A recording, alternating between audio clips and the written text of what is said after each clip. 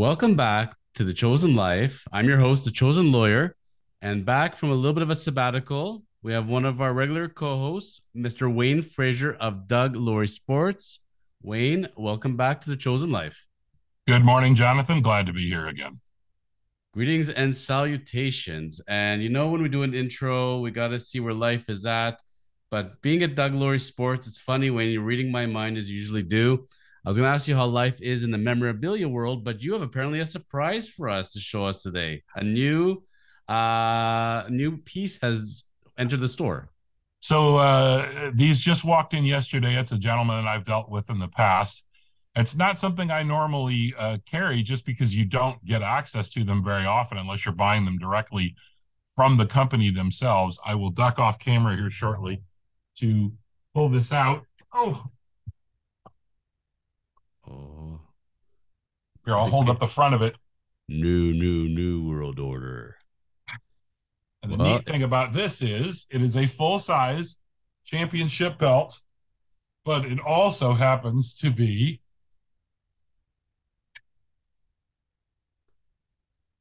got this underneath here. Boy, these are unwieldy, aren't they? How do they wear these things? I think you're upside down, Wayne. You're upside down. Is it upside down? You're upside down. There we go. Yes. Might look familiar to some of you fans. This is the NWO title belt, and it has been signed by Mr. Hogan himself and inscribed with the NWO for life. This thing is massive. I mean, this has to weigh 10, 12 pounds, I would think. It's like a bowling ball. Like, that's pretty nuts, right? And you could see somebody spray painted that NWO on. Yes. So amazing. That's the way it comes. These are actually issued by, if you look on the back, it would probably be hard to see, but on the back there's the official WWE tagging and everything else. There are other companies that I believe are licensed to make these, but they're not as nice as the actual belts, and they don't have the WWE information on them, right? And what comes with that, because that one was actually acquired directly from his store, it's kind of nice. It comes with a little cert, and that's also signed by Hulk himself. So that came in with that belt, the Stone Cold Steve Austin belt, and then the WWE Tag Team and Intercontinental title belts. Along with also, if you buy, as you know, if you buy tickets for ringside or certain particular areas, that you get little gifts. Sometimes you get the chair, the folding chair, and this family has a number of those. But they also give you small belts, and I didn't bring one of those out, but it's actually really nice. It comes in like a almost like a jewelry box kind of thing, and it's a miniature version of the heavyweight title belt. So I got a couple of those and a few other small things, but it's pretty cool. My guess on value on that, I mean, it's not. I'm figuring somewhere around $600 or $700. The problem is, if you want one of those belts, you either have to buy it at a show when they come to Canada, or you have to buy it directly from the WWE, and then the things weigh, like I said, 12 pounds or so. And because of the value, by the time you import them and ship, it's another 100 or $150 on top. So the other three belts I figure are worth $350 a piece or so. That one maybe $600 to $700, something like that. Is that in Canadian or US dollars, Wayne? That's in Canadian. Folks, if you have that wrestling fan in your life, Christmas can come early. Contact Wayne Frazier of Doug Laurie Sports. Wayne, that is an amazing piece of memorabilia. I love when you find your one-offs and you share it with us and the viewers. Love to see them. You know what? I just happen to have a couple other things sitting here that I want to share with you that have come in the last few days. Please. Let me see if I can get this to rotate properly. You might recognize that gentleman. Heard of him. Yep. So this is a 1935 Babe Ruth Quaker Oats scoring fob. And I'm not going to take it out to flip it over, but on the back of this, the way this worked would be you would send in 2 Quaker Oats labels or whatever and a quarter, and they would send you this. And on the back of it, it's almost like an umpire's counter. It has balls, strikes, runs, inning, that sort of thing, because 1935, you just had the hand scoreboards, and a lot of times they lost track or they didn't keep the balls and strikes up there accurately. These are not that hard to find, but this is the nicest one I've ever seen. I mean, I've never had one personally, even in the States, but this one is just absolutely gorgeous. Uh, Estimated value $400 to $600, something like that. And then the other neat thing I picked up yesterday was this is three unopened packs of 1981-82 O-Pee-Chee hockey with the gum still on the back. So with these, the value of these is anywhere from, these are not particularly photogenic packs. So if you were to grade these, they wouldn't grade well because you can see that like, you can see the 25 cents is on the side here when it's really supposed to be on the front. That's because O-Pee-Chee didn't really give a crap about how nice it looked. They figured kids were buying them and throwing them. Most of the cards went in the garbage. They were chewing the gum or they got put in the bicycle spokes. They didn't care about the packaging. These are anywhere from $50 to $100 each. The key rookie in here is Paul Coffey, and then you've got your second year Messier, Bork, third year Gretzky. But people would be interested in these either as collectors of unopened wax or as looking for like as close as you could get to mint cards because they're uncirculated, right? So this would make those packs over 40 years old now. Yes. How bad? And before you ask, at the expo 3 or 4 years ago, I chewed the gum out of a pack of a 78-79 pack on a bet. And it wasn't good. Basically, it just exploded, like, because the oil is seeped. The problem with packs like this is that with the gum on the back, the oil seeps out of the gum into the cardboard because the cardboard is dry, right? So it pulls it out of the back. So what you end up with is the gum will hold its shape, but it'll be very brittle. And when you put it in your mouth, basically it sucks all the wetness out of your mouth to try and reconstitute itself. I mean, it wasn't terrible. I had to go get a Diet Coke.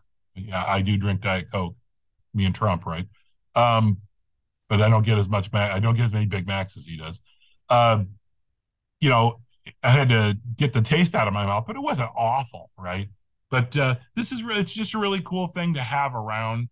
And probably my favorite card of the week, I have to say, this came in that same collection. Dick Hyde. Yeah. I don't know if that's his name or if it's a, personal statement about what he does in his spare time. But I have a friend who collects oddly named baseball players. And right next to that in the pack was Wilbur Wood. So I thought Dick Hyde and Wilbur Wood, that's a pair that gets sent off to my buddy, right? So not as good as Dick Trickle from NASCAR, but pretty good. We're not quite a PG show, but we're certainly venturing into different areas. It's just his name. And the crazy thing is, if you know anything about baseball, and Jonathan, you do, a little bit. You know how terrible Washington was for a long time before they became the Texas Rangers. There were stretches where they were pretty good. I was reading the back of this card because I'm always fascinated by, one of the nice things about baseball cards, especially in the 50s and 60s, is they have all the minor league stats and everything. So this guy toiled in the minors for, oh my gosh, 6-8 years before he made the majors. But then this year in 58, because this is a 59 tops, he went 10-3 with the Senators with a 1.75 ERA and had 19 saves. And that's really when they first started kind of thinking about saves. And so I haven't done it yet, but I'm actually kind of interested in what happened to this guy after this. Because he had that one good year, but the problem is at that time, he was 31, was the first good year he had. And he's from Champaign, Illinois, which is pretty close to me and the home of REO Speedwagon. He'd be making now $10 million a year easy. Well, he'd be way ahead of Pop and Bass and Yimi Garcia's in the. You know what? If he's still alive, I'd use him before I'd use those guys right now, and he'd be what, 95 years old? I'd still trust him. Well, if you can find out what Dick Hyde did, looks like he was a librarian in a former life, but let us know. And I know already all the fans are clamoring right now, hitting that subscribe button, notification to find out when Wayne's coming back. And they're already having comments. I don't even know why we have an agenda. We might as well just go straight to the memorabilia and forget the whole agenda, Wayne, because we got to talk about the NBA playoffs, the NHL playoffs, what's going on with the Jays. But last question before we get there, how much was the bet for the 1978 gum that you chewed, and how long did you have to chew it or put in your mouth for? So the bet was basically if I ate the gum out of the pack, the guy opened it and he got to keep the best card in the pack, and I got the rest of them. And so you would think, well, that sounds like a pretty crappy deal because the guy's taking the best card. But 78, 79, really nice, clean, common singles are still worth $1 or $2 each. And so there was nobody else really exciting in there. I think there might have been a Cornway or something, which was worth maybe $5, but it was about 25 or $30 worth of cards by the time it was done. So you got And your I didn't spit it out. I swallowed it. I ate it because at that point it was just kind of like somebody had taken dry bubble gum and sprayed it on the inside of my mouth. So there wasn't really anything. It would have been worse to spit it out. Let's put it that way than to swallow it. So, and that was 3 years ago. And as far as I know, bubble gum, that's an old wives' tale, isn't it? That it stays in your stomach for umpteen years or whatever. I think that's probably crap.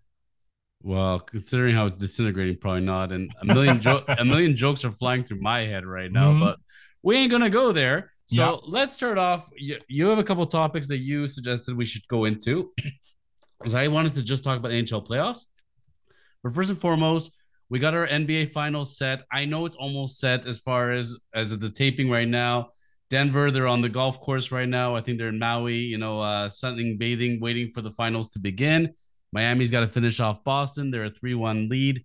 They are going to advance. It ain't going to happen for Boston. So let's start off with this. Are you surprised with our NBA finals, and what the heck happened in the NBA this year?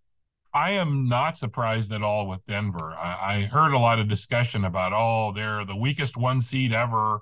These guys are gonna beat them. Those guys are gonna beat them. Look, Jokic is an unbelievable player. I mean, just crazy. And they've put so many not superstars around him. They have a number of other good players, but they just have a really solid team from top to bottom. And I would be willing to take Nikolai top five in the league. He would be a guy that I would build my franchise around. And that's what the Nuggets have done, right? And it finally came to fruition this year. So I'm not surprised at all that they won. I'm a little surprised that they were able to sweep the Lakers, but the Lakers outside of LeBron, they're not that great. I mean, they're an okay team, and I don't think anybody thought they would get to the conference finals this year by any stretch of the imagination. As much as I am not a LeBron fan, 40 points in the final game and flying around on defense, and he has not been the same since he had the injury earlier this year, the foot injury. He as much as I don't like the flopping and the complaining and everything else, he is a warrior when he has to be a warrior. So props to him. I mean, I'm going to say some unkind things about him in a minute, probably, but that was, he put it out in this series. I think he thought he could drag the Lakers past the Nuggets, and sorry. There probably could have been two LeBrons on that team, and I'm not sure they would have beat the Nuggets in this series. As for the Heat, it's Jimmy Butler. And as another guy who he may not be my favorite player in the world, but boy, oh boy, I wish the Raptors had Jimmy Butler, because I like Butler better than LeBron, not because he's more talented than LeBron, but I find Butler is a little more involved in the team, dragging the team along with him. Like sometimes he just looks like LeBron would just as soon the other four guys went and sat down, and I know Butler can be that way too, but I just prefer him, especially as a team game guy. Is there any chance, that the Celtics come back being down 3-1? Well, I don't think so. I would highly doubt that, but you get into that situation where you were 3-1 and you had a chance to close them out at home, and now you're, I don't know. What do you think, right? So I don't think so. I don't think there's any chance. And as going forward from here, I have to think if it's Miami and Denver, it's Denver in 5. I don't think this is going to be a long series. I'm I don't know. We'll talk about the Panthers later, and you look at that example, and the Heat have gone from 8th seed to here, right? Is it possible that? But basketball doesn't work the same way as hockey. You get a hot goalie, and that's 50% of the deal. Jimmy Butler is not 50%. He's not going to beat the Nuggets by himself, right? I'll tell you, when I took my road trip to the West Coast and I got to go down to watch in Phoenix the Suns and the Bucks, it was so evident watching that day. First of all, KD was injured, big surprise. And watching those two teams go at it, Giannis was back from injury. A 70% Giannis is better than everybody on the court. It's amazing how that man takes over. And all his pieces, all his veteran pieces, and everybody was doing their job. The Bucks were a pleasure to watch. It's just they take over a game. They know to get you at every angle. They look like champions out there. Devin Booker is one of the most frustrating players to watch on the court when he's not on. And I don't know if it's a Kardashian curse or what it is, but the Suns just looked slow, did not look fun to watch out there. And everybody thought they were going to do something. I really thought we were going to see the Bucks and Nuggets. So I was surprised the Bucks went out as they did, but you just never know. You know, same way in hockey, you know, the Lightning and the Bruins, you just never know. 76ers, you know, it's also a team that's kind of funny. It comes down to Wayne, who has the personalities, the professional guys, they'll just come out and do the work. You know, LeBron, for whatever you're going to say, does the work. Jimmy Butler does the work. Love watching the Heat. They got veteran guys. You know, Pat Riley's sitting in the back there. You know, he's not too far. He can watch you and he can see you as a player that you can see him. But they, you know, Sepulstra, the coach, when you have, you know, a great team chemistry, it all starts from management down. I'm not surprised from the Heat standpoint. I just thought from an injury standpoint and an age standpoint, I didn't think they're going to make it there. I think that they're going to run out of gas, and I think the Nuggets are a really superior team, and they're going to get it this year. I agree with you.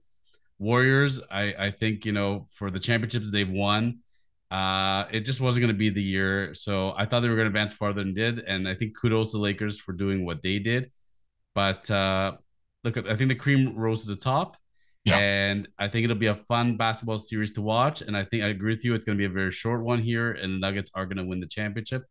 Of course, there's a chance Boston's going to take it. But, you know, it's funny. I read the article about how Boston never gelled around their coach and how they missed the old coach, Ime, and he went off to Houston. And, you know, players were really upset that they thought it was an overreaction of why he got canned in the first place. Chemistry is a big thing. When you like your coach takes you to finals, and all of a sudden he's gone and you really support that coach, that's a problem. So when those kind of stories start leaking out during the playoffs, not a good look.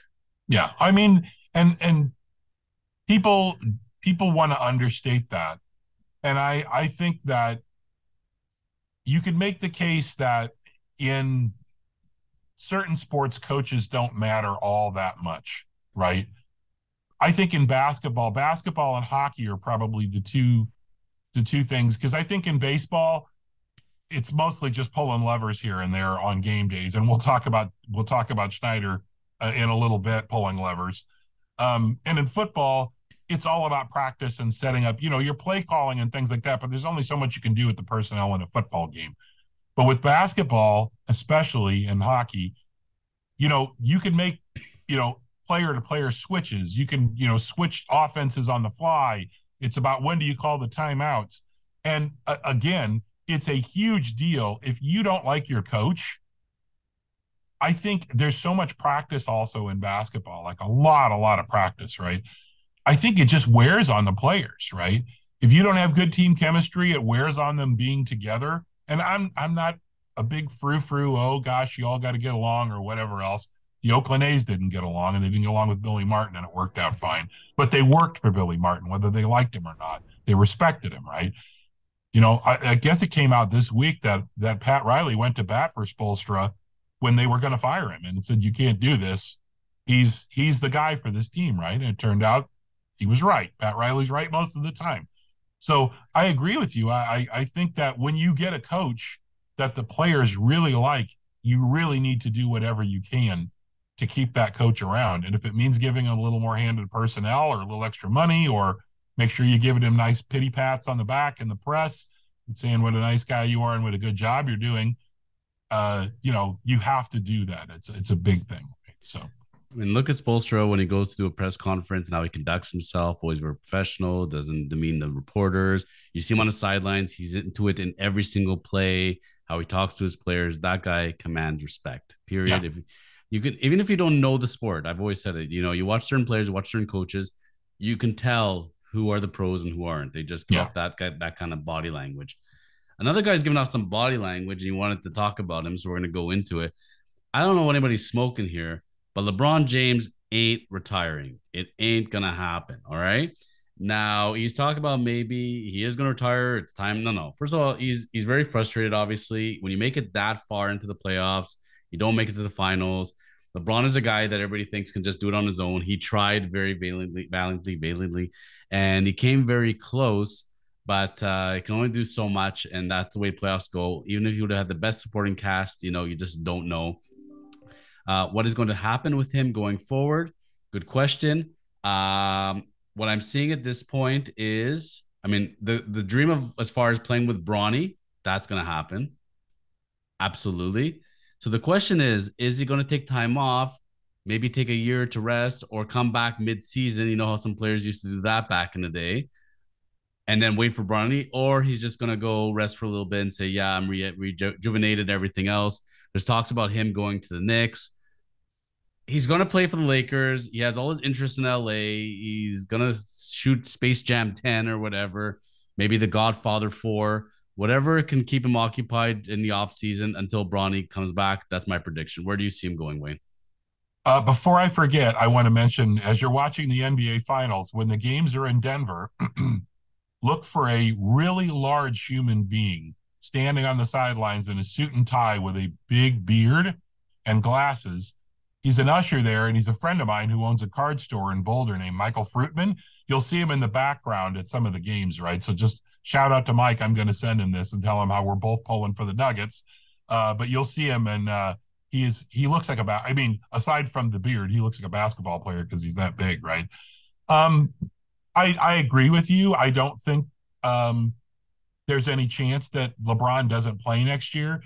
I think if there's somewhere, I think that if you want to be cynical, and I will always be cynical with LeBron James because he's not an idiot, right? I think you could look at this as, is he going to walk away from the $45 million next year and the $50 million option the year after that? So for a guy who wants to own an NBA team, is he going to walk away from $100 million? Probably not. Is he frustrated? And has he been hurt for most of the season? Yes. Does he take a year off? I don't think so. Is it possible that he is trying to force the Lakers into saying, I'm thinking about retiring now, but I'll stick around for one more year. You need to go get Kyrie Irving. You need to go get somebody else, somebody of that ilk to put with me because I'm thinking I'm not going to play the year after that. Okay. So that's shrewd negotiation. I'm not a fan of that.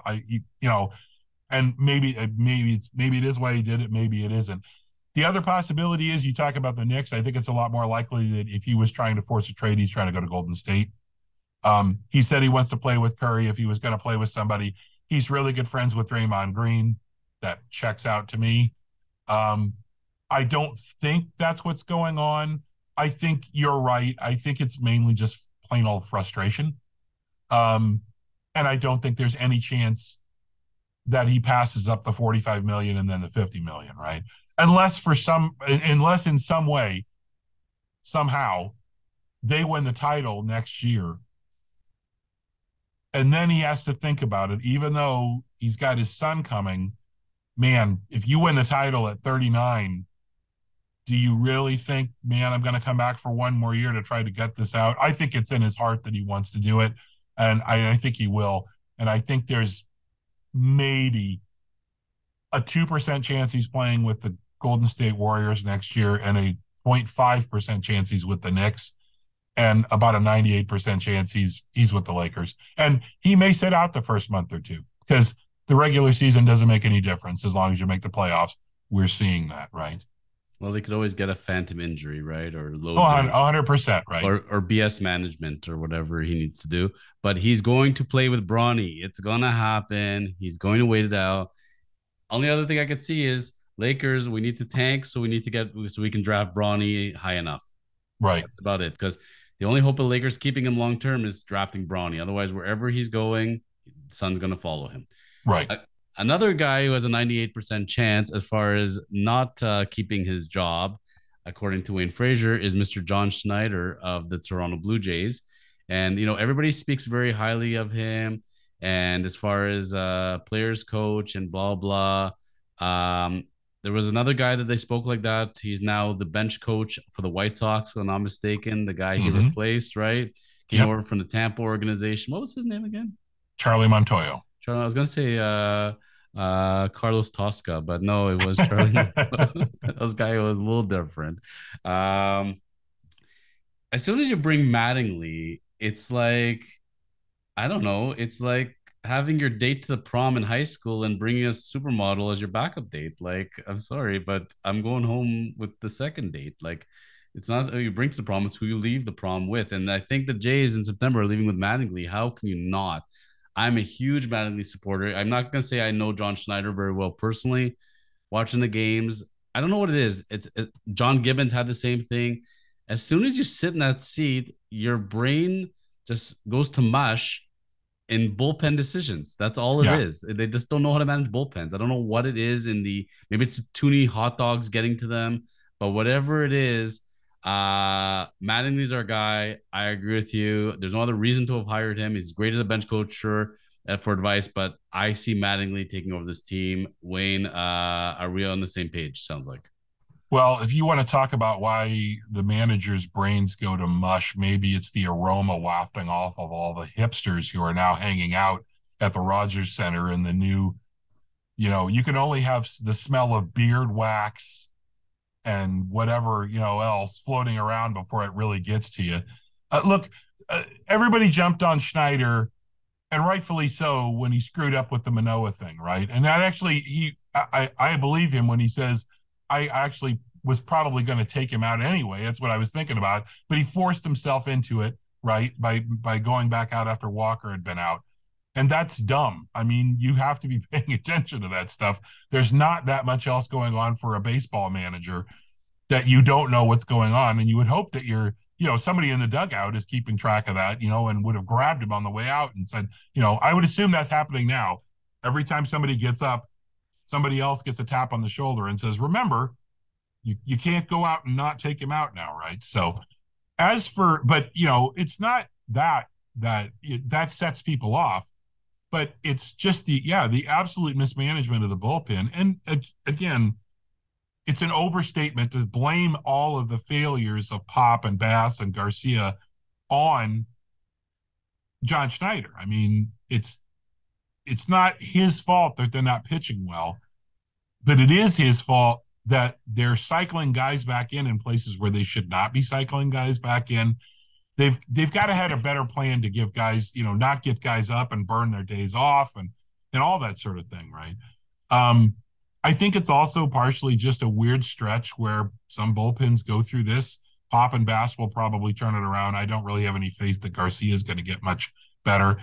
Jordan Romano, for him struggling, he has 10 saves right now. He's in the top 10 in the league in saves. And the team is still 26-24 as we tape this. They have not been good, but they have been good enough that if they were in the AL Central, they'd be tied for first place. It just so happens, again, everybody knew the Jays were going to be great because they just are now. That's just you talk about how to run a franchise and build a team and do it on a shoestring budget in front of 9,000 people. And that's stretching it some nights, but Boston is better than people thought they were going to be. New York people thought this was going to be a down year for New York. They're pretty good. And Baltimore, finally, after 3 or 4 years, another group that just did a fantastic job of drafting. And they just said, you know what? We're going to play these guys last year, and we're not going to be very good, and we're going to take our lumps. And now all of a sudden, this is an awfully good team, and they look awfully good for 3 or 4 years going forward. I don't know if you're the Jays. If you look at this, everybody coming into this year thought, here's the Jays window. This is the year where maybe them and the Rays. It's more frustrating for me to watch them lose 4, win 4, lose 5, win 5. I don't understand that. That's such a weird anomaly that to me there has to be some explanation for it. It's not just chance, right? And it may be overworking the bullpen and blowing leads. It may be not giving the right guys the same time or the time off that they need. It may be continuing to play Bo Bichette at shortstop. Stop playing Bo Bichette at shortstop. Send Kevin Biggio down. Put Bichette at second base or whatever you're going to do. You know, let Bichette DH sometimes. He's terrible at shortstop. He's not below average. He's terrible. He's not a shortstop, right? Play him at But first. man, he's hitting. But man, he's hitting. Oh, he's hitting. That's great. But I was actually having the discussion with my wife in the car on the way here to do the taping. You give me Bo Bichette hitting 320 and getting on base at 375 right now, and throwing away a run every other game and not making routine plays. Or you give me John McDonald from 20 years ago who hits 230 and gets on base at a 310 clip, but catches everything around him.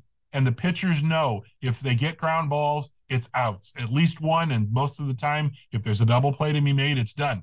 And it improves the pitching staff more than you could possibly imagine. I can't imagine how frustrating it is to get into a groove, and then a routine ground ball goes to Bichette and he throws it into the netting, or he throws it into the dirt, or he kicks it. He's just not a good defender. That's not a knock against the guy. They're just playing him out of position. He should not be a shortstop. And I love the signing of Chris Bassett. He's been playing worldly, out of this world as far as his stats go, and the Jays have to be really happy with him. I love that signing personally. I think the Mets miss him a lot. But, I flip every day through the box scores. I still do that. I've been doing that since I was a youngster. Go take a look at the Diamondbacks. Pretty freaking interesting. Lourdes Gurriel Jr. is now the second coming of Babe Ruth, and he has the longest hitting streak in baseball. Gabriel Moreno been strong on the bat and as a catcher. They got to be really happy with that trade. Manoah being the top starter, supposed to be for the Jays, and not really panning out. Kikuchi's been fairly consistent.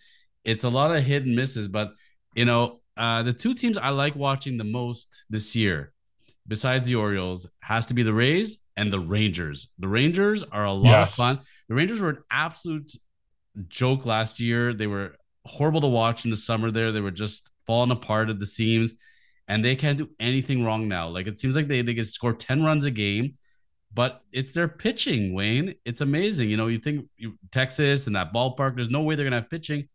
Pretty much all their starters are doing well. Their pen has been fairly solid. You want to go see what you got to do to succeed, go look at what the Rangers are doing, look what the Rays are doing. And by the way, the Rays are in the Jays division as well, and they ain't going away.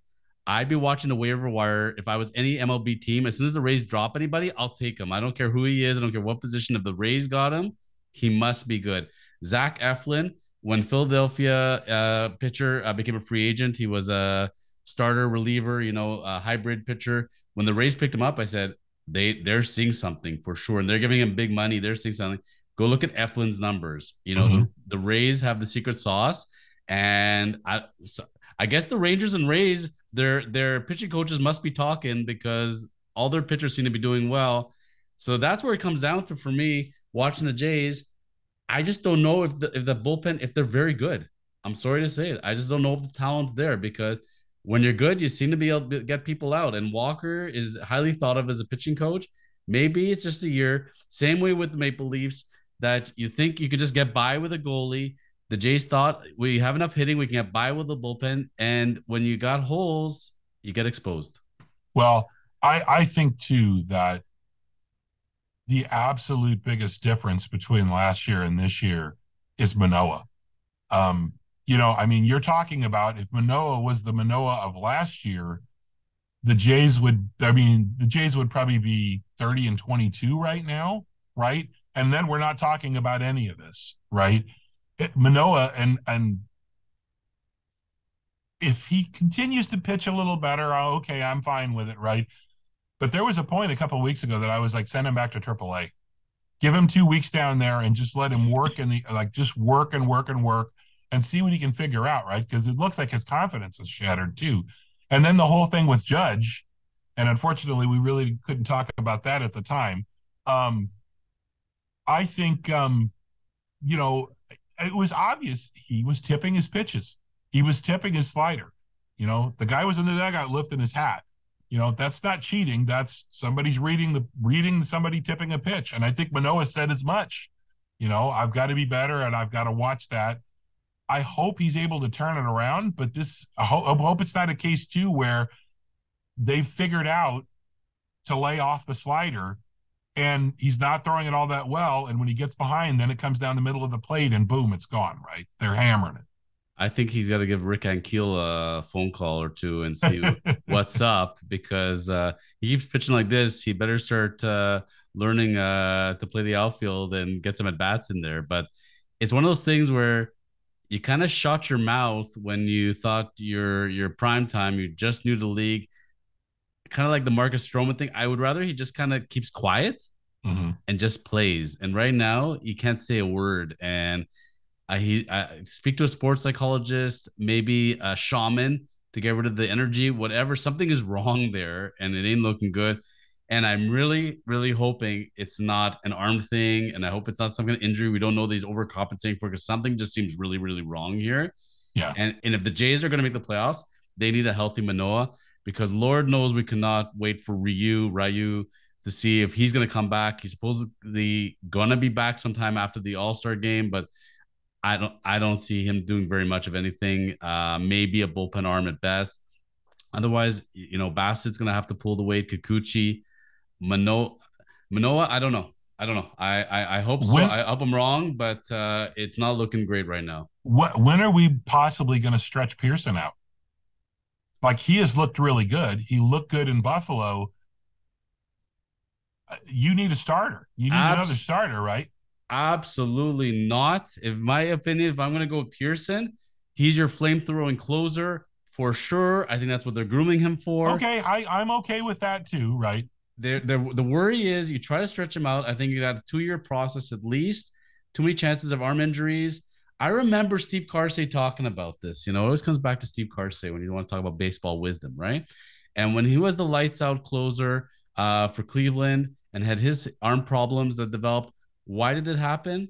Because he came to the skipper when they were short on arms. He said, you know what? I came up as a starter. I'll do a spot start for you. And when you're used to pitching 1 inning and you go do that spot start, sometimes bad things can happen. I'm misquoting him a little bit, but kind of the idea with Pearson, things are going well. Don't mess with it. I see this guy taking over the closer job at some point, if not this year, next year, and maybe doing it for the next 10 years. So this is your closer, not your starter, just because of the arm in history. That's my opinion, at least.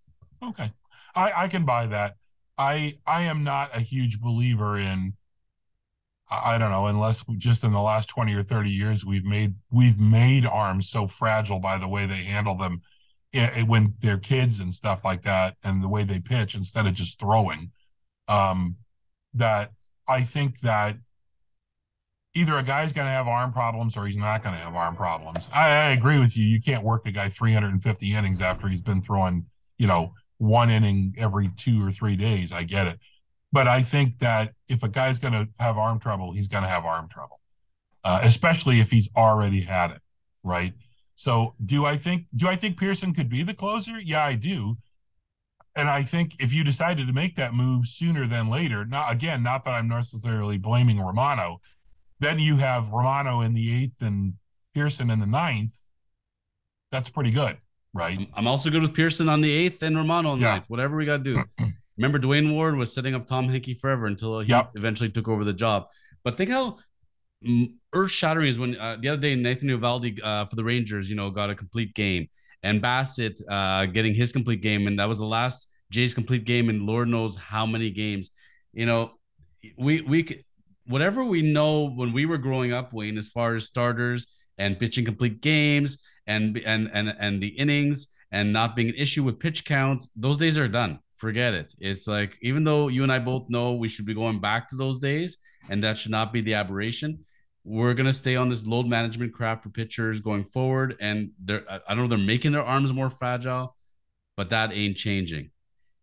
Switching over gears though, because we got to get to the NHL playoffs today, and one team that doesn't seem to have an issue every time a goalie goes down, they're on their fourth and fifth goalies already, is the Vegas Knights, the Gold Knights, and they're going to be off to the finals.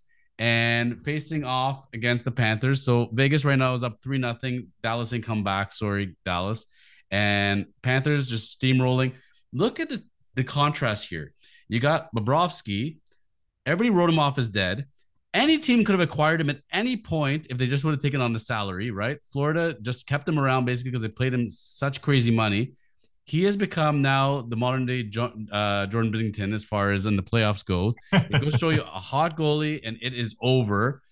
But Vegas goes by the philosophy I could put anybody in that. Aiden Hill's got a 930 save percentage. So what the heck? How did these teams get here? Why is it that Bobrovsky, is a stud and Vegas can go and make every single goalie seemingly a stud? Defense. I mean, I think a big part of it is that the Golden Knights play better team defense than if you were going to compare them with Toronto or Edmonton or somebody like that. They play better team defense and they force the shots from out a little farther out, and that helps your goalies, all of them, tremendously. I think also that whoever it is that is in charge of, I don't want to say maybe even the goalie coach, but whoever is scouting goalies for Vegas, maybe the Leafs need to try to steal him away, because they look like they're able to identify guys like Logan Thompson. Who the hell was talking about Logan Thompson? Nobody, right? Aiden Hill, nobody's talking about him, right? So I think whoever it is that is doing that for the Vegas Golden Knights deserves a raise, and hopefully somebody in the Toronto organization, God knows who that might be right now, is maybe reaching out to them after the playoffs and saying, "Hey, you want to come work for us for a bunch more money," right? It's funny though. I'm gonna ask you one question then, because when Vegas got Robin Lehner, I said out loud, why would the Leafs not go after Lehner? Leonard's such a solid guy, da da da. And when they acquired Jonathan Quick, I said, oh man, we missed out on Jonathan Quick. I was down in Vegas. I got to watch the Knights and the Flames, and the Flames won 8-2. That's a hockey game, by the way, 8-2 with Jonathan Quick in goal. So I guess they wanted excess goalie insurance, but they Yeah, did not. that's basically it. I mean, Jonathan Quick is not there to play. Jonathan Quick is there for support for the most part, right? That's pretty much it. And, I don't think if you'd asked me a year or two ago, do you think the Leafs should go after Robin Lehner, or 3 years ago? I think I would have said no. Um, just because I think we knew at that time too, there were just some issues. And I don't necessarily know that, is that the guy you want to put in the pipes? And you really want to lean the entire franchise on that guy, right? Look, going forward, I'm happy with Joseph Woll. I don't think there's anybody out there that they can go get that's going to be much better than Woll, and they're going to have to pay them through the nose to get them. And Samsonov, I was pretty happy with him for this year. He says he's willing to take a bit of a haircut to stick around, but what does that mean? Somebody's going to throw 3 years, $4 million at him, and the Leafs can't afford to pay a goalie that right now. Unless they move somebody, they just simply do not have the room to do that. So what the hell are you going to do, right? They're going to have to eventually, and this is, again, drives me crazy about Toronto, and it has since I moved here. Just pick a guy in your system and let him play. Let him play a bunch. Because you going out and picking up the 1B guy or the 2A guy from other teams, it doesn't work. It just doesn't work, right? So play Woll, go find somebody else, not like Jonathan Quick, but somebody of that ilk to be the second guy. Bobrovsky, like how you're not going to get him away now, but like somebody of that nature, right? And just go. Your defense sucks anyway. What are you gonna? I mean, you're gonna turn an $8 million goalie into a $3 million goalie with the defense you have and the way you play the game. So don't go spend $8 million and don't worry about it. I promise we will get to the Leafs because there's a lot of changes happening over there as we speak. But with the Stanley Cup Finals, looking in, I thought we were going to see Edmonton and Carolina. That's where I thought it was going to go. Edmonton's going to outscore everybody. Carolina's just a solid team. Freddie Anderson's going to exercise his demons. And they still have other goalies in the system as well that they could rotate. Why are Carolina and Edmonton not in the Stanley Cup Finals right now? I agree with you about Carolina. I mean, I thought if it wasn't going to be Boston, I thought it would be Carolina. I had Vegas going out of the West. I just think they're the best team, right? But you know, for Edmonton, it's the same thing. You went and got Jack Campbell and gave him a big contract on not very much success. When you had a guy that was capable, and I'm not saying Stuart Skinner is Patrick Waugh, but you had a guy who was capable. And instead, you did the Leafs trick of we have you Vesa Toskala him, right? We've got Andrew Raycroft. He played amazingly well. Let's go get Vesa Toskala to screw with him. Why? Just play the friggin' guy you have, right? And again, Edmonton's defense is not any good either. Overall, it's not any good. And you're making mediocre goalies bad by doing playing the way you're playing. And we can see that Edmonton, again, this is all, it underscores so much why the regular season in hockey means almost nothing. You've just got to get into the playoffs because the entire tenor of the game changes. The way the game is called changes. And if you get on a hot streak, Bobrovsky is 50% of every win for Florida right now, right? He's 50%. If he goes cold against Vegas, they'll be lucky to win a game, right? But I don't think Bobrovsky's going to go cold. I think he's dialed in like crazy. I still think if you're going to talk about the two of them facing each other, Vegas wins that series. But I don't know how you bet against Florida right now. I actually, when Florida beat Boston the next week or that night, people were asking me, they're like, oh, if for some reason Florida wins, the Leafs are just going to walk all over Florida. I said, you remember that Florida won the President's Cup last year, right? And then they went out and added Matthew Tkachuk, and they got tougher, and it took them a while to gel, and all of a sudden, Sergei Bobrovsky is amazing. Once they beat Boston, they were 50-50, and when Florida beat Toronto in the first game, I actually went to look to see what the odds were on Florida sweeping that series. And I didn't put any money down, but it was like 150 or 175 to 1. And I thought about it, and people said, oh, you're crazy. That's whatever. Hey, they're a really, really, really good team. And I wouldn't put any money on Vegas winning that series. I think they will beat the Panthers. I think Bobrovsky will cool off to some extent. He'll still be great, but Vegas is going to score on them a little bit, right? And, Edmonton, you've just got to make a decision. You've got to go get better defenders. And that goes for an awful lot of teams who are having goalie trouble. What they really have is a defensive scheme trouble. So I gotta tell you, if I'm betting on the Stanley Cup final, I think Florida's gonna win it. I think Bobrovsky's gonna keep doing what he's doing. I don't trust the Vegas goalies, and I think they're gonna get exposed, and that's where I see it going. I think Vegas again come up just short. I think this is Florida's year, having won the President's Trophy before, like you said, and you can't discount the fact Matthew Tkachuk, what he's done to that team. I don't even know. I can't tell you who's the MVP because you take out Tkachuk, they're not here. You take out Bobrovsky, they're not here. So I think it's 1A, 1B. I think they should be co-MVPs, Conn Smythe winners, if they win the cup. I got to ask you then, reflecting on the year overall, you're sitting in management meetings in Carolina, Edmonton, Toronto.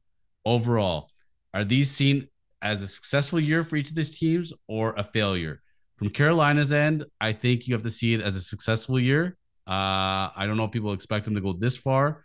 At that point, when they were getting hot, I thought a lot of people thought they'd go to the Stanley Cup Finals, but I think they have to be fairly happy with their season. Toronto, Edmonton are literally the identical team. They're like constructed almost identically as far as everything, as far as top heavy, bottom, very weak from the defense, goalie standpoint. I think even though the Leafs won a round finally, I think this season is considered a failure, and same thing for Edmonton, in my opinion. I agree with you about Carolina. I think that, and Rod Brindamore said in the press conference, people are going to view this as a sweep. All four of these games were close. All four of them were very hotly contested. They ran into Bobrovsky. It should not put a damper on how well Carolina played all year. I think what really throws this all out of whack is Boston losing, because I think everybody kind of thought Boston was just going to waltz through. I did. I thought they were going to waltz through. You know, I picked the Leafs to beat Tampa in the first round. I thought it would be a close series, but I thought they would win it. And then I thought they're going to go get annihilated by Boston, right? And when Florida beat Boston, I thought, man, if Florida beat Boston, I told people that night, I almost hope that Florida loses. I'd rather play Boston right now because their goaltending is a mess and they look really tired, right? So it's more about when Boston loses, then it throws it into worse relief because you're like, well, you couldn't even beat Florida in the second round. Yeah, well, Florida beat the number 1, the number 2, and the number 4 seed in the NHL to get to the finals this year. That's only happened 2 other times in history. I think the 80 Islanders and the Canadians in the late 60s did it, right? That's the only times that's happened. So to judge and say it's a failure because you didn't beat them in the second round, or for Edmonton, it's a failure because you lost to a better team, I wouldn't say that. I would say in the case of Toronto and Edmonton, it's a failure because even though you advanced in the playoffs, it exposed the fact that you suck in the playoffs, that you're just not a good playoff team. When Florida beat Toronto, what made me the angriest about it is that for 4 or 5 years, we've been hearing we're going to build this team on speed. We're going to build it on scoring, right? And then you go in and play Florida, and not only are they 20 times better defensively than you and 25 times tougher than you, they outskated you. They were faster than you were. They were better on the puck. They were better cycling the puck. So what the hell have you been doing for 4 or 5 years? And that's how you get fired. When you get exposed like that and you think, well, here's a team that's built around chippiness for the playoffs and around defense, and yet they still are offensively better than you are with the core 4 or whatever you want to say, right? Edmonton, same thing. You've built it around Draisaitl and McDavid, and what else? I mean, not much, not a whole lot, right? A lot of other guys that would not be scoring very much if they weren't on that team, right? Zach Hyman? So I don't know. I And thought I'd turn that off. and by the way, they're going to be free agents at some point too. Yes, exactly. So how do you fix the Leafs and Oilers? The Leafs took a step a week ago. They got rid of the guy who's now they got rid of one guy. I don't understand why Shanahan's not fired. Dubas was Shanahan's guy, and I hear this argument about, oh well, Shanahan was trying to do. He was arguing with Dubas over personnel or whatever else. Well, apparently not enough, right? He's your guy too. You should both be gone. Did you hear their timeline as far as he was offered a contract, I think 4 million a year. He wanted more money. He wanted autonomy. I think he was watching Alex Anthopoulos and how things played out with the Blue Jays and thought, you know what? I'll go be the assistant GM of the Dodgers and I'll go to the Braves and I'll win the World Series. That's what he thought he was going to do.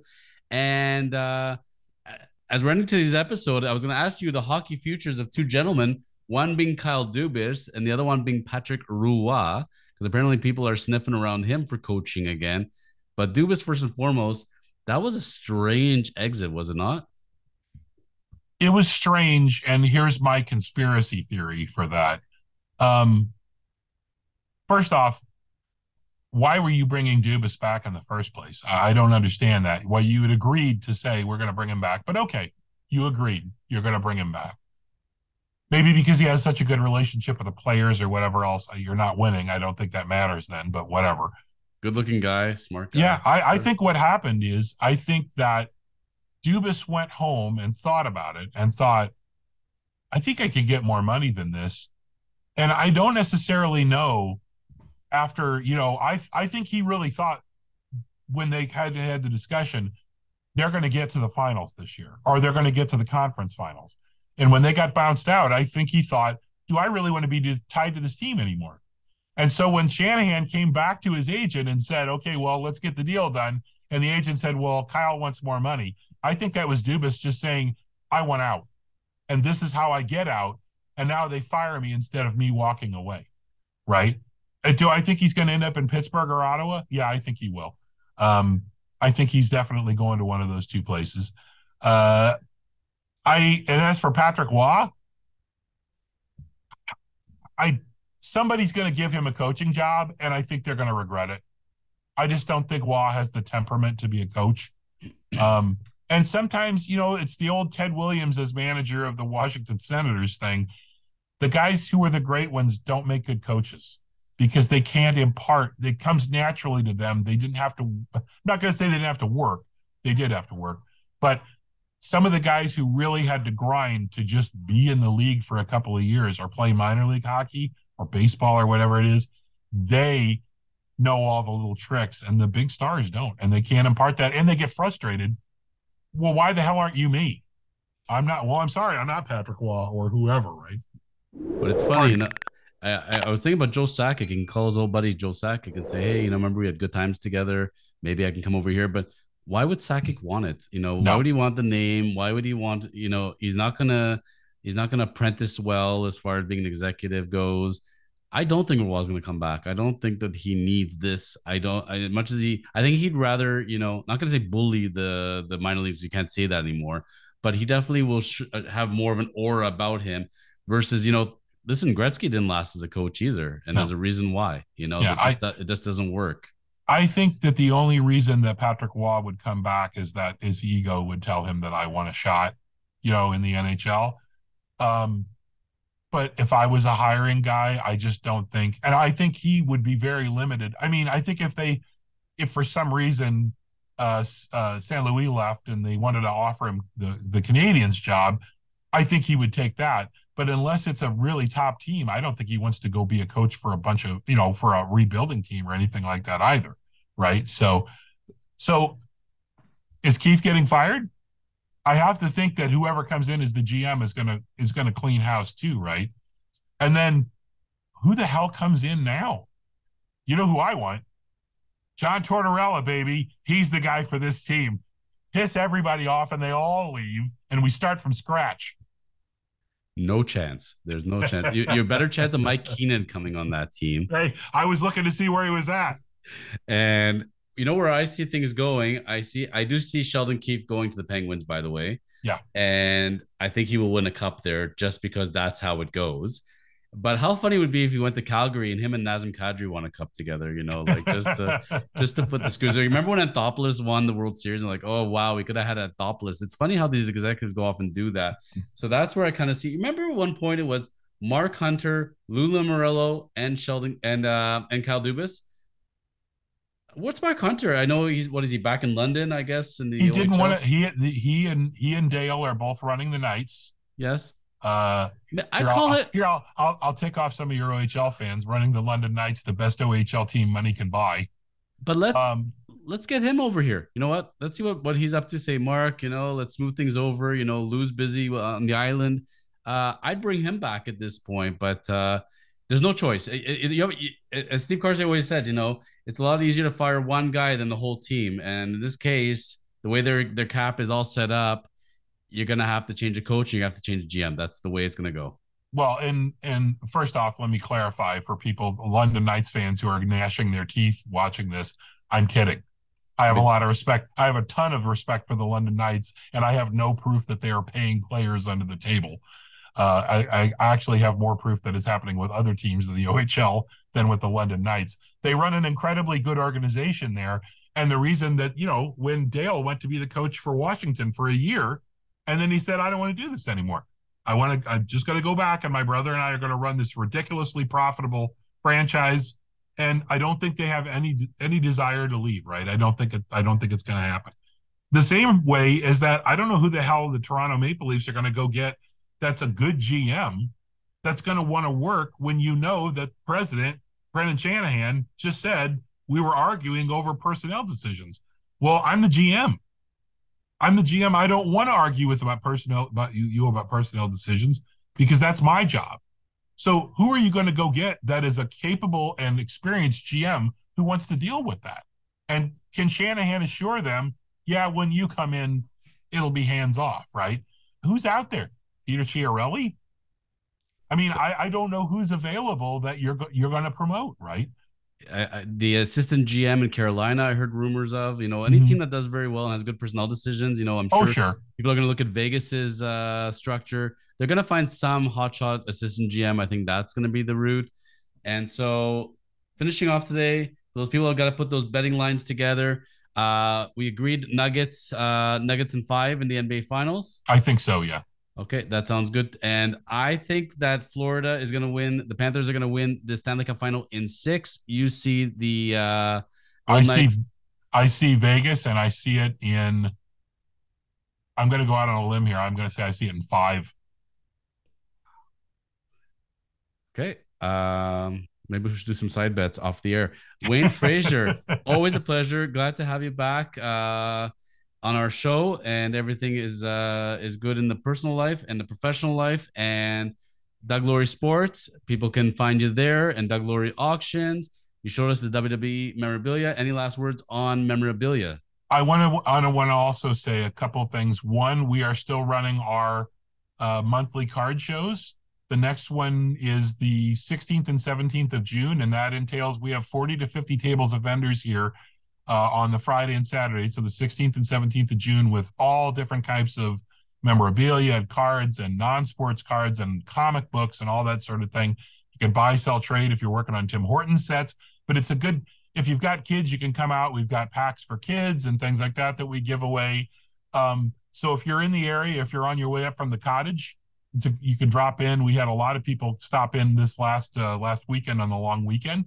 The other thing I want to mention is right now and through the end of June, I am taking donations of small jersey cards or small memorabilia pieces. We're going to be doing an online auction where all proceeds benefit the Down Association. Sorry, the Simcoe County Down Syndrome Association. One of my customers, his daughter has Down syndrome, and Claire is just an absolute delight when she comes in. And Jody's been a friend of the store for a long time. Plays on my team in the golf tournaments we play in, badly, both of us, by the way. So if you have something sitting around, I'm not asking for anything huge. If you own a business and you want to send a gift card or something, all proceeds, including I'm paying for the auction myself and everything will go to the Down Syndrome Foundation, or the association. So any help you can give us there would be greatly appreciated. And you can see us online at DougLaurieSports.com or on Facebook, Doug Laurie Sport on Twitter and on Instagram and all those other places where I kind of don't do as much on social media as I should.